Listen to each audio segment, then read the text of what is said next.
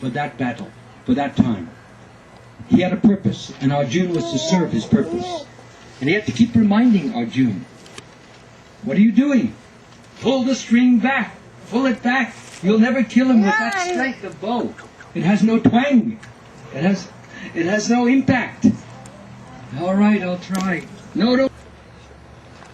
When you are situated in the boat of transcendental knowledge, this is not ordinary knowledge. This is not the kind of knowledge you got when you went to high school and college and got your PhDs and MAs and all of the... not that kind of knowledge he's talking about.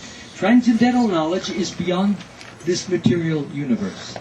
It is the knowledge of God and all things pertaining to God and all things emanating from God.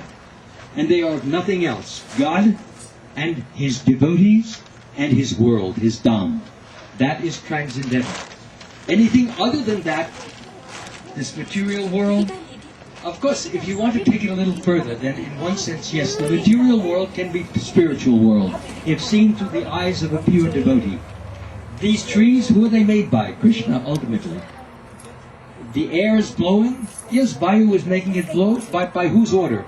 Krishna's order. You can take everything back to the original point, or the original source, Krishna. That is actually the way to see the world, that everything is coming. You see the clouds are being made by various demigods, but under Krishna's order. All the karma that is manifesting through the world in the material world, although appearing apparently material, it's spiritual from the sense that Krishna is ordering it. But when you actually absorb your mind and heart and intelligence in trying to understand Krishna and in trying to serve Krishna, that we call transcendental. It transcends, it goes beyond the senses, the mind, and the intelligence. And it is of the soul and super soul, as opposed to what we see with the five senses. Sorry. So that is what is meant by transcendental. Now when you're in a boat which is filled with transcendental knowledge, and there's no other knowledge, that will get you over the ocean of material miseries. The material world, when seen just as it is and not in the transcendental state, you get attached to it, or you hate it. You either love it or you hate it. There's very little in between. And the mind's nature is very much like chewing gum. Has anybody ever sat down on some chewing gum? Well, it gets stuck to you, and it's very difficult to get off, and it's very uncomfortable. Oh, thanks. Krishna. Mamaji she never misses a cue. Even if it comes a few minutes late, it comes. No doubt about it. But I wasn't expecting, so therefore, even if it didn't come, it would be all right. But I thank anyone who makes a beautiful garland made of a beautiful rose like this. If I don't speak better, then I'm a failure. Just for this garland. So beautiful. So, anyway, as I was saying, when you go beyond the mind, or I should say the senses, the body, the mind, the intelligence, when you go above this and you fix your mind at the feet, so when your mind is fixed, the mind is the friend of the conditioned soul and his enemy as well. For one who conquers the mind is the best of friends. But for one who fails to do so, his mind will be the greatest enemy. This is Krishna's words, not mine. So I don't speak so loud. That's his verse.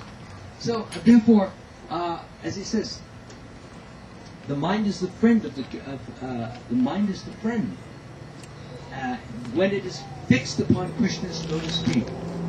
But when it is fixed on matter, and we are simply striving to control matter, to possess matter, to own matter, to make it our own, and to have more matter than anybody else, that is material. Because that is not the real goal of life. That is our failing. And it is a failing that we all have to overcome. And right at the beginning, I want to say that does not mean that you cannot be a great person in your own life.